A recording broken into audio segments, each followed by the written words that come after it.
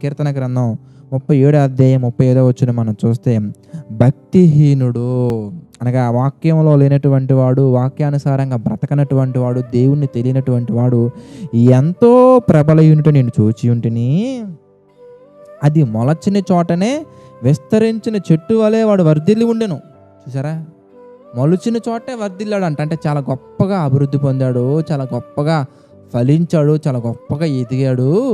అయితే 36 అయినను ఒకడు ఆ దారిని పోయి చూడగా వాడు లేకపోయెను, నేను వెతకితిని గాని వాడు కనబడకపోయెను.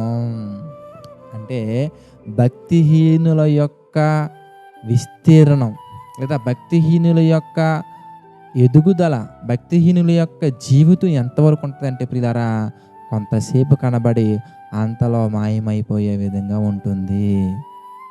నీతిమంతుల జీవితం ఎలా ఉంటుందంటే తరతరాలు గుర్తుంచుకునేలాగా దేవుడు మనల్ని ఆశీర్వదిస్తాడు. అబ్రహాం గారిని అప్పుడెప్పుడో ఆశీర్వదించాడండి. ఇప్పటికీ మనం అబ్రహాం గారి గురించి మాట్లాడుకుంటున్నాము. దావీదు గారిని దేవుడు ఎప్పుడో పురాతన కాలం ఆశీర్వదించాడు ప్రియులారా. ఇప్పటికీ దావీదు గారి పేరు మనం తలుచుకుంటే దావీదు మహారాజు అని మాట్లాడతాం. మనం దావీదు గాడు అంటామా? అలా అనవండి, దావీదు మహారాజు గారు అంటామండి. ప్రియులారా, మన అభివృద్ధి, మన ఎదుగుదల, మనం దీవించబడటం అనేది దేవుని వలన కనుక కలిగినట్లయితే ఏ మనిషి కూడా దానిని పోల్చటం అవ్వదు.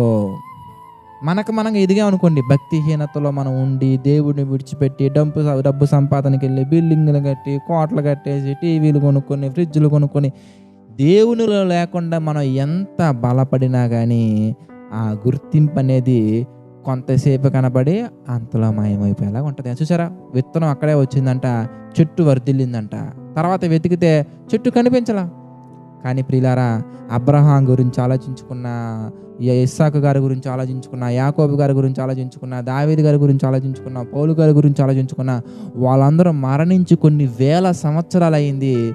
దేవుడు మాత్రం వాళ్ళని ఒక గ్రంథంలో రాసి ఇప్పుడున్న జనరేషన్స్ కానీ, మనకు ముందున్న జనరేషన్స్ కానీ, తర్వాత రాబోయే జనరేషన్స్ కానీ చదువుకునేలాగా వారి జీవితాలను దేవుడు బైబిల్లో నిక్షిప్తపరిచారు. ఇంకా గొప్ప విషయం ఏంటంటే ప్రియులారా, బైబిల్లో ఉన్న విషయాలను కలపకూడదు, తీసేయకూడదని ఎంత ప్రేమగా చూసుకుంటున్నాడు చూసారా.